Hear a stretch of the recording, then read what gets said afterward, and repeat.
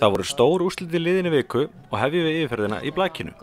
KA er Íslandsmeistari í blaki eftir frábæran 3-0 sigur á HK í úrslitakeppninni. Mætingin í KA-mýli á lokaleiki var algjörlega til fyrirmyndar og skapaðist frábær stemning á leiknum. KA vann þar með alla 3 titla tímabilsins og er því deildar, bikar og Íslandsmeistari. Óskum strákum og öllum sem var liðinu koma til hamingju með þennan ótrúlega árangur. Einvígi KA og HK laust sæti deildar bestu í handboltanum er hafið og leiðir KA 1-0 eftir flottan 24-20 sigur í KA-mýlinu á laugardaginn. Átse Egirsnes var markahæstur með 10 mörk og Sigþór Árni Heimisson gerði 4. Vinna þarf 3 leiki til að vinna einvígið. Jóvan Kukubat, markvörður KA, skrifaði vikunni undir nýjan samning og verður því áfram í herbúðum liðsins.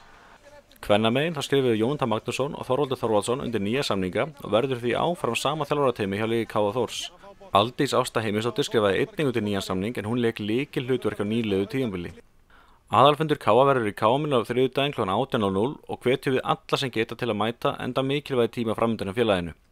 Knattspyrnudeild KA verður svo með kynningafund sinn í KA-mýlinu á fimmtudaginn kl. 21:00 þar sem spekingar spá í KA-liði sem á deildina ásamt því að leikmenn verða kynntir. Einvígi KA og HK í handboltanum heldur áfram og mætast á þriðjudaginn í Digranesi og aftur í KA-mýlinu á fimmtudag. Báðir leikir verða í beinni á KA TV. Ef fleiri leikir þar til verða þeir á laugardag og þriðjudag. Í fótboltanum þá leika Íslandsmeistarar Þór KA 2 úrslitaleiki í vikunni. Á þriðjudag mæta stelpurnar Stjörnunni í úrslitaleik Lengjubikarsins í Boganum og á sunnudag mæta þær IBVF í leik meistarana á KA-velli.